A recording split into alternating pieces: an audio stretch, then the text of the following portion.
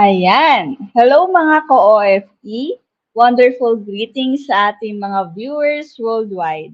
Welcome to our new segment, the 9 to 5 and Beyond, na kung saan tayo ay magkwentuhan and will dive into real-life experiences ng mga ate at tita ninyo dito sa OFE. Also, please don't forget to subscribe to our FB page and YouTube channel para mapanood naman ninyo yung iba nating mga OFE segment. So, without further ado, get ready to connect with 9 to 5 and beyond. So, ako nga pala si Artistic Juru. Ayan. And ako din, So, di start na pala, tayo. ay ganun ba? Nawala ako. Ayaw nga pala. Ako? Sige, ako nga pala si Artistic Juru. And ako din pala si, wait lang, nawala ako, wait lang. Ulit, last na lang. Tatanga Sige, ako eh. sige. Hindi, tuloy ko na lang yon. Ikaw na mag-start. Ako na. And ako din pala si Creative Frowns. And your wonderful Tita Joyce.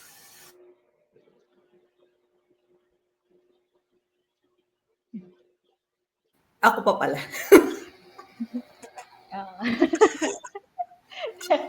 Nalulutang na tayo. Nagkakaroon ng tama yung munggo na kinain ko. Alright, intro na ako. Ang buhay sa Diyos walang reset button. Pero it doesn't mean na hindi tayo pwedeng makabangon dahil tayong gagawa ng way to restart and recover from any bad and painful situation. Sabi nga ng kataga na sinabi ko last episode, habang buhay ay may pag-asa. Bilang young adult, Juru, Kams, ako, adult na talaga ako. Paano ba tayo pag-build ng future with full of hope despite of all this? Kaya ang first set of discussion natin, at any point in your life, have you tried minor and major reset? And what led you to this decision? For me, mahilig ako sa minor reset because kagaya ni Jules, pero I think extreme si Jules. Addicted ako sa task. So, palagi akong merong list ng gagawin. Meron ako sa work, meron ako sa mga hustle ko, meron ako sa school. Sineseparate ko yun. Meron ako sa bahay. So, naka-level of priority sila. Ano yung dapat ko talagang ayusin. Inuuna ko talaga yung mahirap gawin, tapos pababa. Ang nangyayari, yung mga nasa baba, hindi ko na siya masyadong naaasikaso kasi feeling ko hindi siya ganun ka-importante. Na nagbabacklash din sa akin. Yung minor reset ko, always at the end of the week, Friday and weekend. Yung weekend ko, hindi siya usual kagaya nung sa iba kasi may mga workloads ako sa school, meron din ako sa OFE, and also meron ako dun sa other things ko pa. So may mga personal akong bagay na ginagawa and all that. For me, yung pagkakaroon ng major reset was when I moved back. So, when I moved back from Singapore to Philippines, inadjust ko yung buhay ko. So, I have to pattern my ways from before to now. So, before, parang hindi ko pa siya makomprehend. Paano ako pag bumalik, paano pag ganito. Then, dun ko na-realize na kailangan ko nang tanggapin na yung buhay ko sa abroad and here would be different. And dumating yung pusa namin malaki. Yung ampon namin. Sorry, nagulat ako. Okay. So, yung nag-move back ako, madaling naka-cope up because of my mom. So, napaka-supportive niya. Yung mga bagay na hindi ko na nagagawa before, tinurn namin into something else. And kagaya ng mga previous episode na nasabi ko, wala namang masama na mag-trim down ng habits ko before to now. Kasi kailangan ko ding ma-realize na hindi nakatulad ng dati. And of course, kailangan kong ibagay yung environment ko sa pinagdadaanan ko. So, nung eventually nakasettle na ako, ibang-iba na naman na ako. So parang sabi nga ni Kams, 'di ba nung last episode na in every season may makakasama ka. Ganun din ikaw. So in every season nag-iiba ka. Parang kang Pokemon. So phase 1, may phase 2, may phase 3. So nag-grow ka. So for me, um, nung every now and then na gusto kong magkaroon ng reset, dahil siguro sa edad ko na rin, yung major reset is hindi ko na siya nakita na pwede ko pang gawin sa susunod unless I go into the next phase of my life, which is marriage. Kasi yun na yung talagang tangible na reset. So for me right now is nagsisettle ako sa pag-grow kung ano man yung napag-decide kong gawin ngayon, which is yung sa work ko tsaka sa school. So nag-grow ako noon. So um, may mga gusto pa akong gawin na bagay pero not um, identified as major reset. So, in the meantime, hindi pa ako susubok o hindi pa ako sumusubok ng um, ganitong gusto kong gawin, yung parang ganun. More on minor reset ako. And yung minor reset na yun, na serves as a reminder na, Oy, Joyce, huwag kang tamad. Oy, Joyce, tama na yung procrastination. Backstage nga na-share ko yung nanaginip ako. Tapos, tinulugan ko yung task na binigay sa akin. Tapos, parang nagsasabi sa akin na, may mga dapat ka pang gawin. Ano ba? Gising na. Ganun. So, ayun lang for me. How about you, Jors?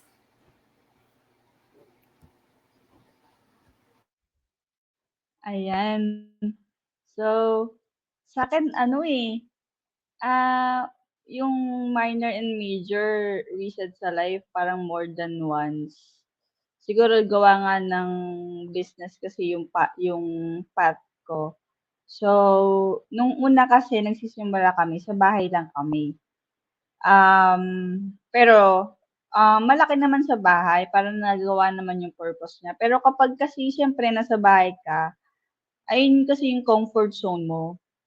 So, nung time na nagkaroon kami ng opportunity, parang blessing in disguise, pero dahil blessing in disguise, hindi ko alam kung blessing ba siya or a big opportunity siya to parang a big opportunity siya. So, we decided to take a leap na yun yung parang siguro first minor reset na lumipat kami ng isang studio apartment para gawin yung business na yun.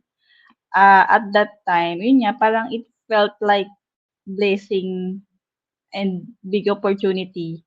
Pero habang nandun kami, mas lalo namin na-realize na growth comes with growing pains. Na talagang may mga setbacks, may mga wrong decisions, may mga aral. Tapos after a year na matapos yung contract namin dun sa apartment na yun, we felt, yun yung major reason na bumalik uli sa bahay. And this time naman, dala na namin yung mga lessons na natutunan namin. Parang, parang it wasn't, ano, ano tawag dun, step backward, parang ganun. Parang step inward siya. No, regrouping, parang reflecting, tapos parang realigning sa mga wrong decisions, namin dati. Tapos ngayon naman, we're entering naman another uli, major reset kasi bagong bahay na yung nilipatan naman namin, galing sa bahay ta's ngayon bahay na mismo na na nirentahan. So, dito naman magkasama na kaming 4 kasi dati nun sa first apartment namin kami lang ni Mark or yung mga kapatid or kapag may production, gano'n. Ta's napunta lang si Camille pati si Robin. Ngayon, ayun yung major reset sa'min kasi sama-sama na kaming nabubuhay dito na magtrabaho tapos na nangangarap, nangangarap. Tapos parang alam mo yun, everyday talaga marami kaming learnings, marami kaming kailangang ayusin and all. Pero alam mo yun, hindi siya perfect pero it feels right. Kasi dati no, akala ko ang perfect, may bago na kaming apartment, meron kaming nililipatan, alam mo yun, first thing ko kasi lumipat ng bahay or mag-rent kasi nga nasanay naman ako sa bahay na may puwesto naman, may business naman kami do'n, bakit pa kami magre-rent and all. Tapos ayun, maraming ano do'n, maraming situationship do'n. Pero akala ko perfect siya, pero hindi siya I don't feel it ano, right, parang parang there's something wrong dun sa decision and sa nangyayari. Kaya parang blessing siya and opportunity to learn. And ayun, siguro sa bawat reset na binibigay ng Lord, parang mas pinapanday 'di ko alam kung binibigay ng Lord or pinipilit lang namin kaya parang pinipilit lang talaga namin. So, talagang pinapanday kami ng Lord sa mga decisions namin. So, hindi lang talaga sa negosyo, pati na rin sa character, tas patience, pati sa pananampalataya sa Kanya. Also, dun sa mga tao na dapat mong pagkatiwalaan and yung mga dapat mo talagang pag-pray na makita mo kung sino yung, um, gusto kang alam mo yun, gusto kang mag-succeed sa gusto ka lang huthutan. Huthutan na, eh, ang pangit na word. Gusto ka lang ano, samahan kasi merong makukuha sa'yo or may mapapala sa'yo. So, ayun. And, sa lahat ng major reset in life ko and, sa lahat ng major reset in life ko in minor, nakita ko din na nandiyan si Camille, nandiyan sila Robin and Mark, and hindi nila ako iniiwan. Kahit na ano, tinataboy ko na sila. Tinata tinataboy ko yung mga 'yan. Sabi ko, "Mag-work na lang kayo, mag-corporate na lang." Danasan ni Camille na, "Mag-corporate ka na lang." Ewan ko diyan bakit ano. Anyway, pero nandito na kami, magkakasama na kami dito. So, we want to work it talaga na maayos dito and we trust the Lord, hindi sa sarili namin. And sa Lord talaga kami kumakapit and sobrang pressure yung paglipat namin sa mga bills pa lang and o sa adulting life namin. Pero ayun, um, mahalaga na sa lahat ng major setbacks mo ay sa major reset mo is kung sino yung kasama mo dun. Pipiliin mo talaga kung sino yung makakasama mo. Kasi, um, kung mali yung kasama mo, magiging mali din yung major reset. Kahit na parang feeling mo parang perfect yung major reset mo, kasi growth yun, eh, may pagbabago. Pero 'pag mali yung kasama mo, magiging mali siya. Hindi siya parang major reset sa hindi sa paglogop dahil major reset siya kasi kailangan mong matuto. So, sana mas marami pang major reset kami na kaming tamang magkakasama na 4 dahil tama yung dahil tama yung kasama mo, ayun. Ang daming tama. So, may tama na. Ayun po.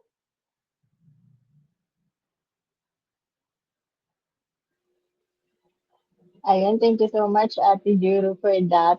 Ay, ayan, so nabanggit ni Ate Juro yung isa sa babanggitin ko. Pero before that, doon muna tayo sa minor reset. Na, medyo relate ako kay Ate Joyce doon sa mga tasks. Sabi nga sa, parang nasabi sa akin ni Ate Juro before, ang dami mong task ka. Kaya mo magawa yun ng buong araw. Kasi ganun din po mag-task per ano siya, per category. So, sa in our case po, per business. Kasi ano, madami hina-handle na ano eh, na business. So, business, tapos task list, tapos hiwalay pa yung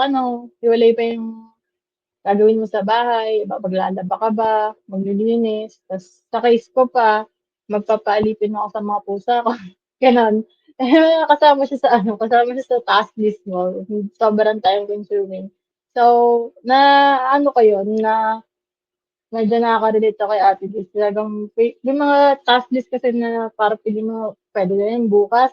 Pero 'pag bukas hindi ko na babalikan, gano'n. So, pero itong nakaraan na ano nga, na parang kino-congratulate ko yung sarili ko kasi kahit isang araw lang natapos ko lahat yung nakalagay sa task list ko, gano'n. So, parang ang fulfilling pero sobrang nakakapagod.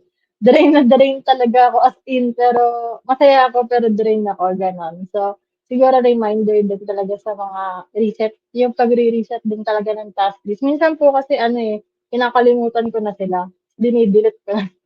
Tapos sabi ko, "Ay, kapag naalala ko na lang ulit tsaka ko na lang gagawin." Ibig sabihin, kung kailan siya pinakamahalaga. Minsan po kasi nagli-list tayo ng mga task list na na na siguro na ano niya, na-experience niyo rin po ba 'yun? Na sobrang dami mong gustong gawin, pero hindi pa naman talaga sila for that moment or urgent for that moment. Pero dahil gusto mong matapos lahat, 'yun, isasama mo lahat. So, ayun po yung mga minor reset ko when it comes to tasking, mga simple ganyan. Sa major reset, dalawang bagay dun talaga yung pumasok sa utak ko. Una is yun nga, yung sa career. So, for information din ng ating mga viewers, IT graduate ako. So, pag sinabi natin IT, parang ang daming opportunity na pwedeng pasukan. Which is doon ako nahihirapan. Kasi during my college day po, sakto yun na pandemic. And nung pandemic na yon, that time, wala talaga akong means to study ng maayos. Lalo na sumakto na yung season na dapat nagpa-practice kami ng codings. Like, kailangan kasi siya ng hands-on eh. Wala akong maayos na cellphone, wala akong maayos na laptop, parang gano'n. So, talagang struggle. Alam ko maraming makaka-relate na mga pandemic student diyan na naging struggle yung ano, ano yung tawag do'n? Online, yun yung normal natin, yung online class. Yun, talagang sobrang hirap niya, especially sa mga IT student na walang laptop sa bahay kasi ang hirap mag-code. Mahirap mag-code. So, hindi ko siya minahal ko yung course. Minahal ko yung course lalo nung first year. Pero nung nag-second year na, third year, fourth year, ano, nag-break kami. Nag-break kami. Ganun. Parang, kasi nasa survival mode na ako. So, kung ano yung nandito na nag-supplement sa akin, doon talaga ako nagbigay muna ng parang time and effort. Which is, align pa rin naman siya sa IT. Just for example, graphic designing, yung mga technicals, ganun. Which is yung na-apply ko po ngayon as my work din dito or as a team dito sa OSE. So, align pa rin naman siya sa IT, pero hindi siya yung in demand na pinapangarap ko noon. So, hindi siya pangarap eh. Parang ano lang kasi siya eh. Dahil nga mahilig ako sa computer, parang ayun yung na-mindset ko din na yun, yung unang tinry ko din, tuwang-tuwa ako, masaya ako ganyan. Tapos, nung pagka-graduate, before pala graduate, dahil nga, ano, I got experiences din sa pagtuturo.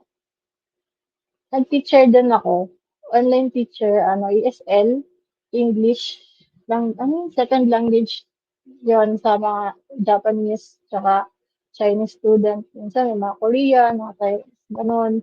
So, parang, di ba, IT ka to, teacher ka, gano'n. Parang ang layo mo naman. Gano'n, ang layo naman. Nakaka-enjoy siya kasi yung kalaban ko doon is yung, lalamunan ko. Kasi mabilis talaga akong mataos. Hindi ko alam kung bakit. Ayun. So, hindi rin siya nag-workout. So, ngayon, nag-try na ako mag-corporate. So, nag-try ako mag-corporate. Ang hirap mag-apply ng IT position nang wala kang experience. Hindi ko maintindihan kung bakit ganon. Eh, fresh grad ka nga, di ba? Kaya naghahanap ng experience.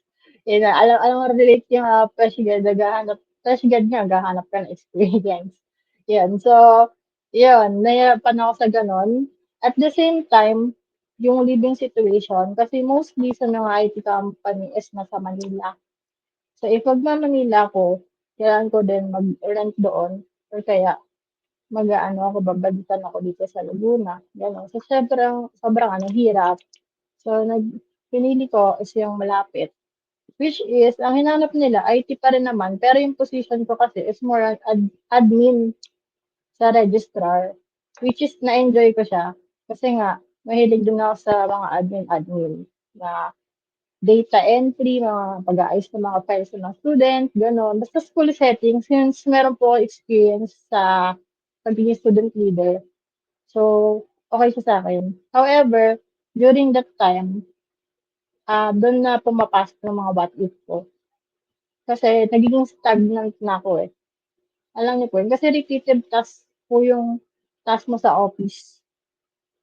So, parang tapos nakikita ko yung ano, hindi kasi nawawala talagang merong ano, nagrereklamo, 'di ba, mga ka-office-mate natin, gano'n. So, ano, yung ano, parang kasi parang papasok ako ng 6, maaga ako pumasok, eh, ang nagbubukas na office. Tapos ano, ang uwi din ano, 6 din, parang 6 to 6 ba, 7, basta gano'n na ano, kasi ano kami extended. So, parang yung time ko nandun na wait lang. Yung time ko nandun na lahat, tapos ano, parang nandun na dun na ako nagkaroon ng parang hindi 'to para sa'kin. Parang hindi na ako masaya, hindi na siya fulfilling. And that time hindi pa kami nag-uusap ni Ate Juro. Actually, hindi pa kami nagkakausap ulit kasi nga nagkaroon kami ng anong tawag dun? Basta 'yan, hindi na nag-ano nga ako, nag-corporate nga ako. So, hindi kami masyadong nag-ano dun sa business. Tas nung that time na Magkaibang parang sitwasyon. oo, yung gano'n. So, nung time na ano na, parang ano na sa'kin, na ano ko na yun, talagang grabe talaga yung ano ko nun, months yun, na sabi ko magfo-focus na ako sa business. And then yun, nag-resign ako. Then yung resignation ko inabot pa ng 2 months. Kasi mahal ko yung ano eh, yung trabaho. Kumbaga, yun yung kinakatakutan ko that time, na mahalin ko yung comfort zone na yun. Comfort zone na siya sa'kin, eh, alam kong parang may gusto pa akong ano, alam niyo yun, na may something pa. So, parang ni-reset ko talaga siya na hindi, magbi-business ako. So, after nun, business. Nag-food business kami. Then, ayun na nga, nakakapag-usap na kami na Ate Juro and ginawa namin, naging functional na siya nung nandun kami sa mga sarili-sarili namin bahay. And then, we are here now. Ito na yung bagong major reset ng business namin. So, ang daming pinagdaanan for both of our path, no? Tapos yung magkasama kami. And then yung isa pang major reset, talaga, ito hindi ko to masyado sinishare. Pero, isa talaga to sa pinaka-major reset is yung sa spiritual path naman. No? Yung katigod aga, alam ko pala siya sasabihin na maayos na ano ganyan. So, last year, nawala eh. Last year ba yun? Hindi ko na actually maalala, pero parang last year. Yun. So, last year, parang nagkaroon ako ng, ano, I left my, previous home. Previous home. Yan. I left my previous home for 9 years. Ganon. So, kung paano siya nangyari, paano ako nag-come up dun sa decision ay maraming possible trigger, maraming possible reason. Pero yung exact, exact moment na talagang, nag-let go na ako, napaka, hindi ko siya maintindihan. Ganon. Parang out of nowhere siya. Na parang si Lord na yung nagsabi sa akin na, let go na. Kasi parang inaano ko na lang Time. siya eh. Inipilit ko na lang siya. Kasi ano eh, mahal ko eh. Gano'n, mahal ko yung home. Ano ko siya eh, comfort zone ko siya. Aside doon sa, 'di ba sa career path ko, comfort zone ko siya, tapos inalisan ko. Ito, comfort zone ko siya, pero ayokong alisan. Yung gano'n. So, sobrang laki ng, ano na yun, sobrang laki kasi buong buhay ko doon umiikot eh. before pa ako mag-adulting, doon umiikot yung buhay ko talaga. So, kaya sobrang laki talagang reset sa akin nun na hindi ko alam kung saan ako pupunta, hindi ko alam kung ano yung sunod, na parang nawala ako sa, ano ko, sa momentum ko. Kasi, in that place, parang kaya ko lahat gawin. Parang ganon. Kasi pag comfort zone mo na, di ba, parang, ano mo na, gamay mo na lahat, 9 years naman ba? 9 years ba naman? Ikaw ba naman, di ba? Isipin mo na sa in a relationship ka, tapos 9 years kayo, so break kayo. Mga ganun. So, mga ganon. Sobrang bigat niya. And then, looking back from where I am today, parang kanina ko lang din siya natutunan din talaga is yung pagtuturo ni Lord with every situation na pinagdaanan natin is humility din talaga, no? Na talaga maging humble tayo in every situation na hindi pa talaga natin kaya lahat. Kaya ano, although walang reset button yung like sabi nga ni Ate Liz sa ating introduction, pero meron bibigay sa Lord na chance for us to decide mga big uh, decision sa life natin. So, for our second question, dito na papasok. Ano yung mga naging benefit and challenges natin while going through doon sa mga reset na nabanggit natin? Ikaw ba, Ate Joy? Hmm, thank you for that wonderful question. Isa sa pinakamalaking benefit na do'n sa pinagdaanan natin, naming reset, is yung magkaroon ako ng self-awareness. Parang natutunan kong tanungin yung sarili ko na ngayon, na ito na ba yung best decision na kaya ko ngayon, parang gano'n. And yun nga, even na hindi mangyari kung ano yung nasa plano, parang alam ko sa puso ko na nag-move forward ako with integrity, na kung ano man yung naging decision ko, it's the best choice that I can come up, na alam ko na wala akong naapakang tao sa desisyon na ginawa ko.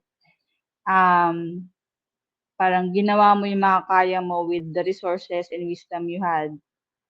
So, siguro isa ding benefit dun sa learning ng mga challenges na nangyari dun sa mga reset is yung pagkatuto na magkaroon ng full surrendering sa Lord.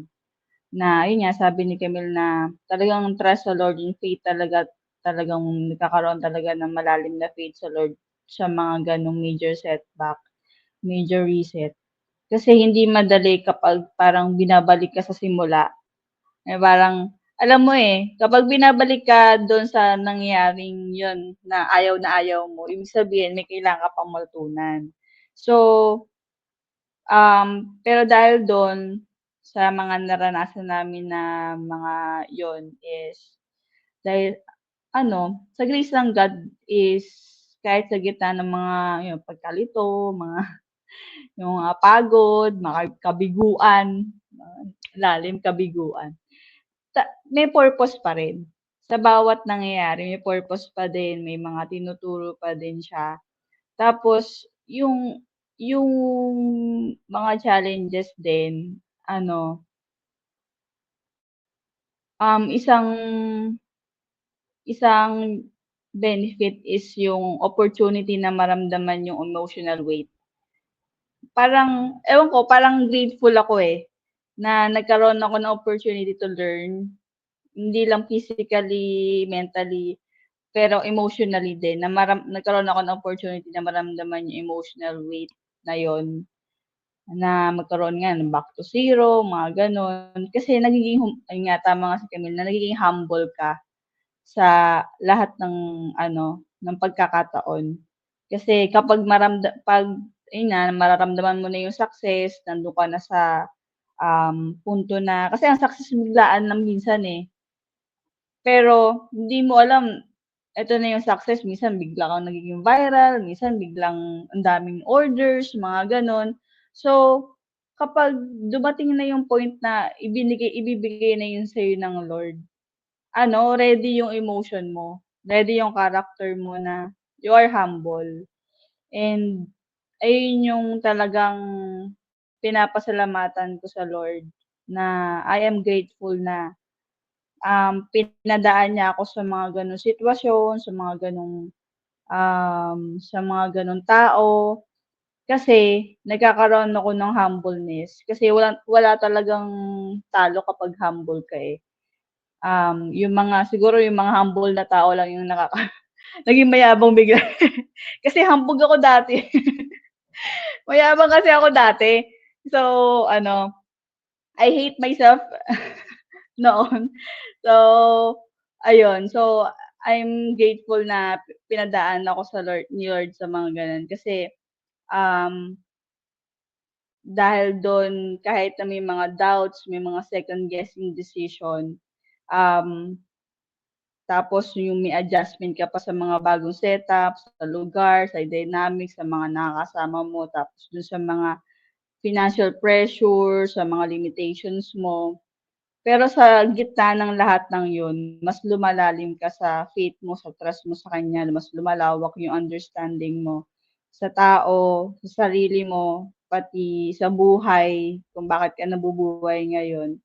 Tapos yun, lumalalim ka talaga sa pananampalataya. So, sobrang ang lahat ng 'to talaga is para sa Lord. Ayun yung pinaka-benefit talaga nun. Ayun po. Yay!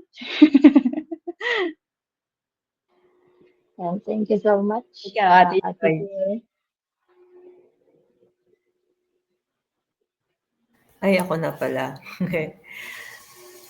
Well, Hindi for ako, me, si Kams ba? Oh, go Ay, tama Kams. ba? Sino ba? ako, Okay, ulit. ano, O ikaw ay, wait lang. ikaw naman, Kams. Ano yung benefits sa'yo ng mga challenges na napagdaanan natin na hindi magkasama at magkasama sinama yung sarili? Okay. Ayan, thank you so much, Ate Juro. So, yun na, nakaka-relate din talaga ako sa mga sinasabi ni Ate Juro kasi nga, may mga situation talaga na magkasama kami, ganyan. Or kahit hindi kami totally magkasama, eh, parang may mga times na alam pa rin namin yung nangyayari sa isa't isa. Parang gano'n, kahit hindi pa taga magkasama do'n sa ano na 'to. So, yung pinaka naging unang agree ako do'n na yung mga bagay na paulit-ulit ka dinadala ni Lord, kasi kailangan mo talagang matutunan yung isang character na 'to. Kasi itong character na 'to, isa 'to sa bagay na kailangan mo do'n sa paroroonan mo, parang gano'n. Kasi kanina kanina ko lang talaga na ano yun, parang kanina lang ulit ako na-remind. Kasi parang nagtatanong ako sa Lord, eh, kasi 'di ba nasa major reset kami. So siyempre ano, wala pa namang pinaka-result pa talaga. So siyempre nandiyan na yung pagtatanong sa Lord na, "Lord ano, tama ba yung ginagawa namin? Tama ba 'tong ganito, ganyan? Ano ba yung dapat gawin?" Yung mga gano'n. And then thankful ako sa Lord kasi in every question, talagang sasagutin niya yun. Hindi man directly sa atin or ano, alam mo yun, na ano mo na lang na, okay, yun pala yun. So, yun naging benefit sa akin talaga ng mga major and minor reset is mas maging aware ako sa presence niya sa buhay ko. Mas naging aware ako sa will niya sa buhay ko at sa mga tao sa paligid ko. And then yung mga pinagpipray ko na hinahanda niya pala ako doon. Parang kasi nasa isip ko before, hindi niya ako pinapakinggan. Parang gano'n. Parang, ano ba yan, hindi mo na ako pinapakinggan, yung gano'n. Nagkatampo na. Then, I realized na pinapakinggan niya pala ako. Pero kailangan niya muna ako ihanda for that prayer na pinagpipray ko. Alam mo yan, na mas magamit niya ako in a greater purpose na mas mag-glorify siya. Hindi lang ako yung magbe-benefit, kundi siya yung mag-glorify sa life ko. Ganon. So, ayun, sobrang ganda. sobrang ganda ng benefits and challenges na 'to. Kasi may kaakibat siya na promise. And that promise will never break kasi it's from God. It's not just from people, eh, 'di ba nga? So, halimbawa kami ni Ate Joro, we trust each other, ganyan. So, paano pa kapag si Lord yung tinrust namin, gano'n. So, parang sobrang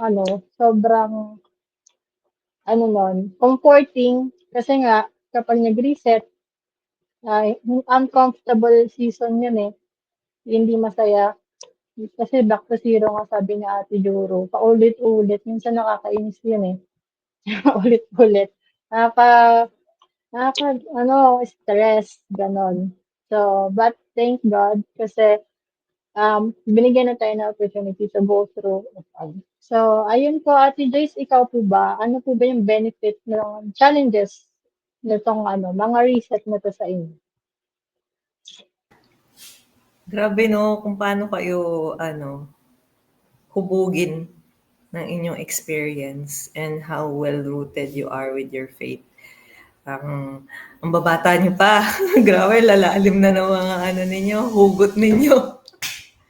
Well, as for me, ang greatest benefit niya sa akin is parati palang may chance. So, pag palagi tayo nabibigyan ng chance to embrace a reset, meaning to say, um, deserving tayo nung pagkakataon na yon. Deserving tayo na bumawi sa sarili natin. May it be minor, may it be major. So, yung pag-honor sa atin ng nasa taas when it comes to giving us a chance, meaning to say na may, kagaya ng nasabi ninyong lahat na, meron tayong purpose. And with my challenge naman siguro is staying consistent because napaka-faithful natin dun sa um, pag-accomplish ng reset na yun. However, intangible reasons, um, nawawalan tayo ng level of consistency na hindi naman masama na hindi ka palaging consistent. However, nag nagro-root siya into something much deeper, like nadi-disappoint tayo 'pag hindi natin 'yun nafo-fulfill. Tapos magiging ano na siya, source of unhappiness and all that. But I'm not saying this applies to everybody, but of course, those things that you have shared, if you're well-rooted with your faith, and of course, you always tap the Lord whenever, "Lord, pakigising nga ako dito." Makigising nga ako dito sa pinagdadaanan ko. And is this the right thing for me? He'll answer you eh, in his own ways. So, palagi ko na lang din iniisip whenever I feel the challenge of fulfilling it. Calling mo ba to? Pag you feel the right thing to do, your body will respond. Masaya ka ba? Pag ano, are you feeling comfortable? Are you okay with the progress? Are you okay with the change? Ayun lang for me. Thank you.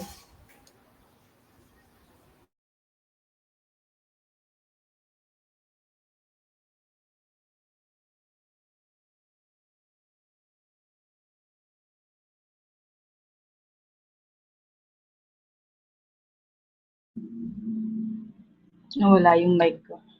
Ayan.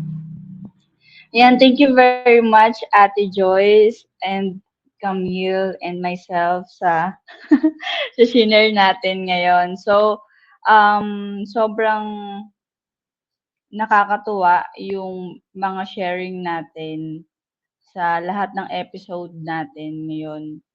And sa lahat ng episode. Sa episode natin ngayon, nawala si Ate Joyce. Ayan, game. Ano na sabihin ko? Ayun, thank you very much, Ate Joyce and Camille, sa ating mga sharing sa second question natin. And for our third question sa ating discussion is, ito, medyo mahaba-haba. yung question. How did your friends, family members, and the community around you contribute and react to your decision in resetting your life? How could it be a major or major could it be a minor or major reset? So, ako po muna yung mag-share.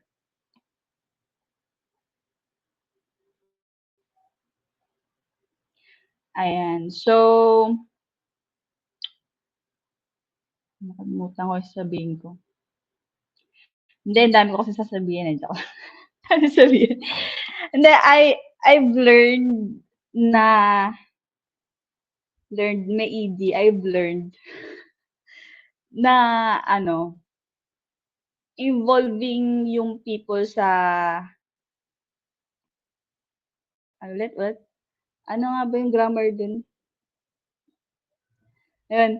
I've learned that involving the people I love, yon, in my decision, doesn't mean I have to follow everything they say. But it means I respect and value their voices. So, post ko to. Tapos, kasi, because they part of my life and my journey. So, yun yung quote ko for the third question. Kasi, every time I go through a major and minor reset, parang I take the time to listen to their advices, which is last time or last time na mga major reset ko or minor, hindi ko yun nagagawa. So, ngayon, every time na meron akong opportunity to have a reset or another opportunity, I take the time to listen and to ask advices sa kanila. Um, and I listen to their concerns, sa mga encouragement nila. Kasi, I learned na at the end of the day, they're happy kung ano man yung decision na gawin ko. At least, kung hindi man sila mag-agree doon dahil sa mga advice, sa mga opinion nila, but um, alam nila na pinakinggan ko yung advices nila. And the and I made the choice na pakinggan sila with sincerity. And kung ano man yung maging decision ko, pinag-pray ko siya and all. Kasi na experience ko din na ginawa ko naman lahat, pinakinggan ko, tapos may prayer and all. Pero hindi naging maganda yung resulta. Pero at least ginawa ko yon. Tapos 'pag umulit uli yung problema, eh, di gagawin ko uli. Tapos success na. Alam mo yun? Sa business or sa lahat ng sa buhay naman talaga gano'n, eh. Hindi sa unang pagkakataon perfect na, eh. Kasi sa lahat ng isang project, 'di ba, may mga phase 'yan. Kung sa phase 1 okey ka, phase 2 okey ka, phase 3 hindi. So, ulit ka phase 1 uli. So, hanggang ma-master mo yung bawat phase. So, gano'n lang din naman sa mga season or sa mga setback, sa mga reset. So, ulit ka lang ng ulit. Tapos, kung may mga reject, may mga failure, alam mo yon, at least yung pinaka phase 1 na alam mo na yun yung perfect na phase 1 na try mo na natutunan mo na is ayun uli yung gagawin mo is okay ka na sa phase 1. Next naman yung phase 2 yung ipa-perfect mo. So, um, ayun talaga yung kasi alam mo yun sa atin kasi pinapakinggan kasi talaga natin yung mga friends and mas lalo na yung family members natin, eh. Kasi ginagawa naman kasi natin yung ginagawa natin kasi para sa kanila. Pero, dumating nga yung time na ayun, 'pag ginagawa mo kasi yung gusto nila at hindi yung gusto mo, hindi ka rin magfa-function ng maayos. So, it's my life, 'di ba? But I opened the door for them to be part of it. Kaya parang ino-honor ko pa din both yung, decision ko and opinion nila.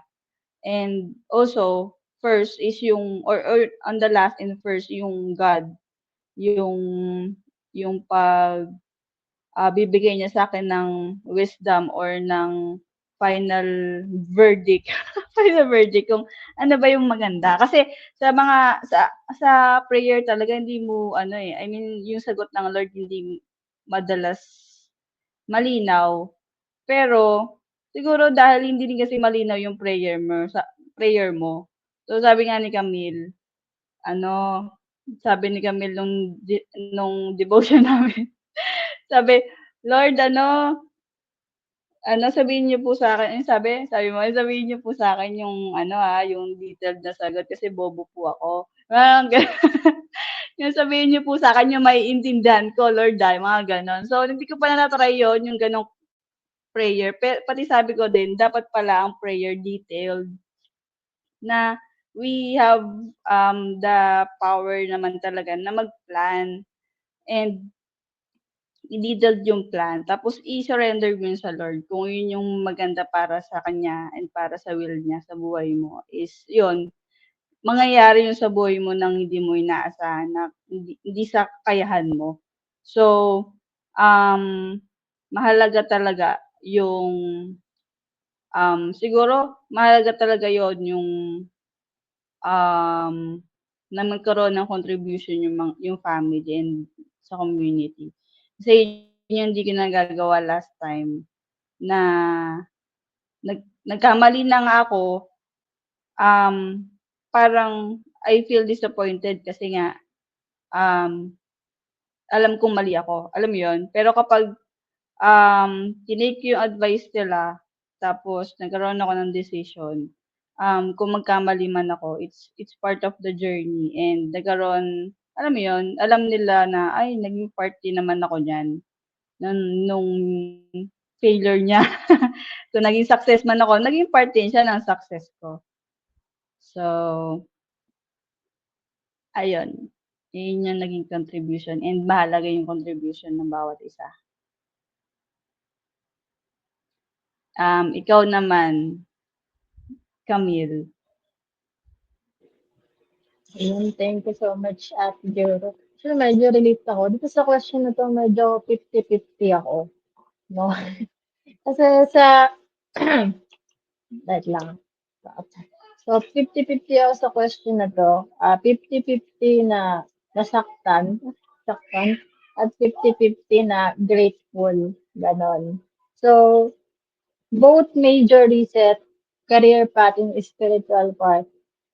Parang lahat ng taong ano, in-expect ko to help, gano'n. Hindi man lahat, I mean some na in-expect ko, hindi sila masaya. Hindi sila masaya. Sila masaya, gano'n. Kumbaga parang iba talaga yung vision nila and iba yung vision ko. Yan, iba yung vision ko na yung sabi nga ni Ate Turo na pinag-pray ko sa Lord, yung gano'n, pinag-pray mo na ganyan. So, it's understandable naman. Kasi, kumbaga, you cannot force, ah, kasi iba't iba tayo ng pace sa life eh. You cannot force it to others. Parang gano'n. So, in my case kasi, um, parang nabanggit ko din 'to na sa yung mga previous episode, yung responsibility that lies within me nung nag-adulting na talaga is ano, super parang biglaan. Kumbaga, sana yung ano na lang, sana yung sahod na lang yung tumataas ng dito ka. Sahod sa Pilipinas. Yung mga ganon. Hindi yung bills lang yung tumataas. Yung mga ganyan. So, parang gano'n. So, medyo ano, 50-50. And yung path na dinadaan ko, hindi siya yung standard ano ba? Kasi 'di ba, parang ang mindset natin pagka-graduate mo, magwo-work ka. 'Yun, kumbaga kita ka, tulong ka sa family. So, that's a normal Filipino culture. 'Yan, 'di ba gano'n naman talaga ang culture natin, which is dahil nga mapagmahal tayo sa ating mga pamilya, sa ating family. Yan. So, however, ako, that's why I take that, sabi ko nga po kanina, I know there is something within. I know yung path na karoroonan, yung dreams mo na for that thing, may something.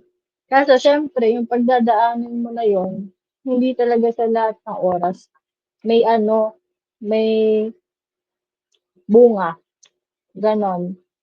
Kumbaga parang kaya nga tayo nagre-reset, eh. Sabi nga ni Ate Joro, yung lesson learned mo na yon, apply, apply lang ng apply, ah, phase 1, phase 2, ganyan. So, darating talaga dun. So, that's why talagang yung 50% hurt, 50% hurt is nakakatulong din naman. Then, reminder din yan na ito parang napag-usapan po natin sa previous episode natin. Ano ba? Previous episode ba yun? Kasi about sa handling emotion din, mga reaction natin sa loss, ganyan. So, yun. Kaya kapag hindi nyo pa napapanood dyan, guys, tingin na kayo sa Facebook page na, if panoorin nyo na. Okay? Yan. And so, parang ano, yun, sobrang may mga tao talagang hindi matutuwa sa ginagawa mo, pero it doesn't mean na mapapapekto ka doon. Ganon. And may mga 50% grateful ako kasi may mga tao pa rin nakakaintindi sa'yo at susuportahan ka. Yun yung kailangan mong tingnan.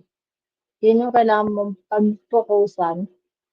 Well, yung 50% naman na hindi, sabi nga ni Ate Jura din kanina, we can honor din naman yung mga opinions nila. 'Di ba? Kasi minsan nakakatulong din yun. Halimbawa kung sikat ka, 'di ba? Nagsikat ka tapos na-call out ka ng mga followers mo kasi may mali ka nagawa.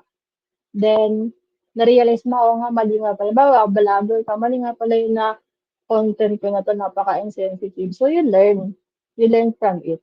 So, ganun din sa ganitong mga situation. When we are having a major or minor reset in our life, may mga comments talaga yung mga tao sa paligid natin. We take them as ang tawag doon, constructive criticism, and then we apply it, and then we move forward.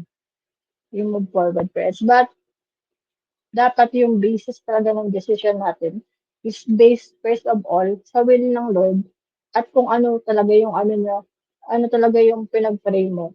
Ganun. And lahat naman yan na napagdaanan natin, it will contribute to that. And that's why it's very important na aware ka. Aware ka kung anong nasaan ka. Kasi if hindi, mag, babalik din tayo sa napag-usapan natin kanina. Paulit-ulit lang tayo. Ulit tayo ng ulit. Which is, yun nga, na sabi rin ni Ate Joyce, yung sa consistency, mahirapan din, tayo din yung mahirapan. So, that's why it's very important. So, ayun. Ikaw po ba, Ate Joyce, ano po ba ang ano ng mga tao sa paligid mo? Thank you, Kams and Jurs.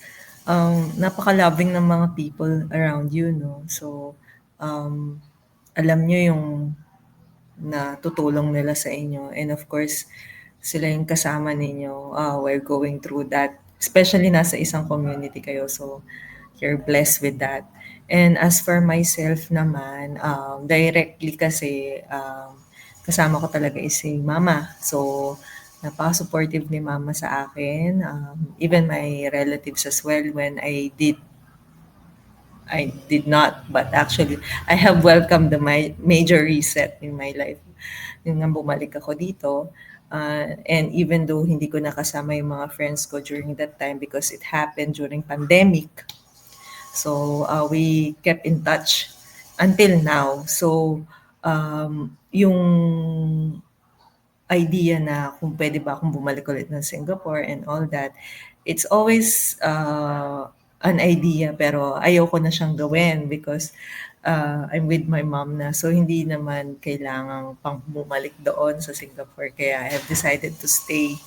Um, and right now, pinaninindigan ko yung major reset na yun sa buhay ko.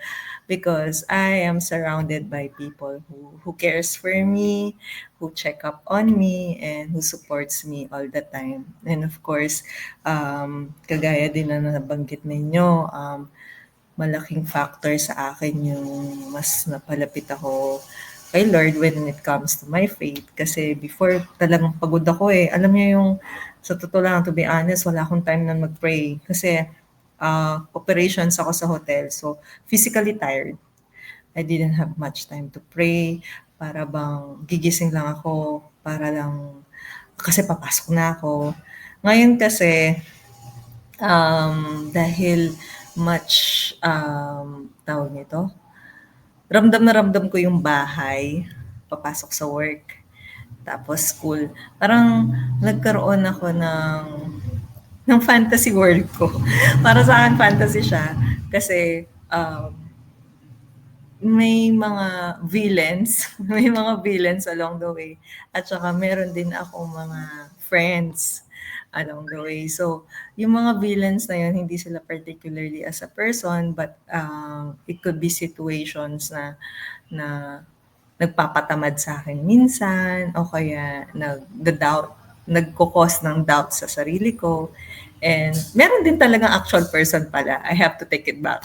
So, nandun pala sila to serve as a reminder na um, in doing so, like committing into your major or minor reset, kasama talaga sila yung community around you. So, you're blessed as well as for myself na we're surrounded by people who cares and love us unconditionally. Kasi even though hindi tayo maging vocal sa isa't isa, kayo nga vocal kayo eh. Parang, Ate Juro, thank you. Ganun ka din, Kams. Kami ni Mama, vocal din kami. But of course, iba kasi yung parent to child, yung bond, iba kasi yun. So, may mga bagay na hindi mo masabi outright. Pero, into action, bilang tayo ay Filipino kids, we're more into service and of course yung pag show ng love into actions. So, I hope na kayo when you reach a certain age, kahit hindi yung 30s, kahit 40s na, you'll look back to this experience na may mga talagang tao na kahit wala ka, kahit meron ka, will love you deeply and unconditionally. Ayun lang for me. Thank you. Ayun, Tama thank you ka so doon. much. Tama. So, kailangan din talaga natin tumingin Nasaan na kayo? eh, no? Nasaan na ba? Grabe naman 'tong ano na 'to, discussion natin na 'to, no? Talagang relatable talaga siya. So, for our takeaway po ba, Ate Juru, ikaw po, ano pong takeaway niya sa ating discussion na possible Mm, na maano ng ating mga viewers? mm.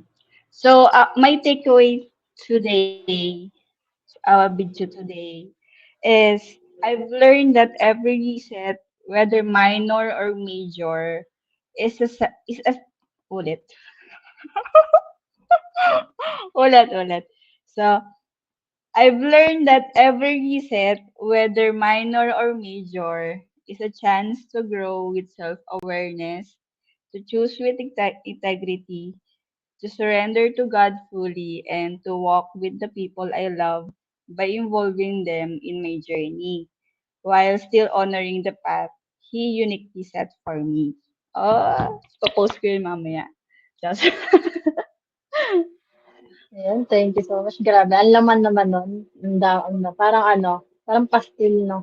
Isang, ano, nag-crave sa pastil. Ayan. So, akin naman, ano lang, short lang siguro na talagang sa buhay natin, there is always hope and a chance. And sa process nun, uh, we must understand that may mga pagkakataon na masasaktan tayo, mahihirapan, uncomfortable, but focus doon sa goal mo. Focus doon sa will ni Lord sa'yo. So, doon ka rin tumingin and sa mga taong nasa paligid natin na nagmamahal at sinusuportahan tayo. Ikaw po ba, Ate Joyce? What is your takeaway for this episode? Ayun, ang dami ko natutunan sa inyo, grabe. And most importantly, siguro walang shortcut sa buhay. Malaki man yan o maliit na desisyon, kailangan mo siyang pangatawanan. Ayun lang. Thank you. Grabe yan. Totoo yun kasi when it comes to resetting talaga, we need accountability in our decisions eh. So talagang grabe yung mga deep talks natin ngayon sa episode na to. Pero hindi natin talaga maikakaila na there is a longing for each of us na to change our uh, life better, especially kapag we are alone with our thoughts na may papaisip ka talaga. Magka sa isang situation ka,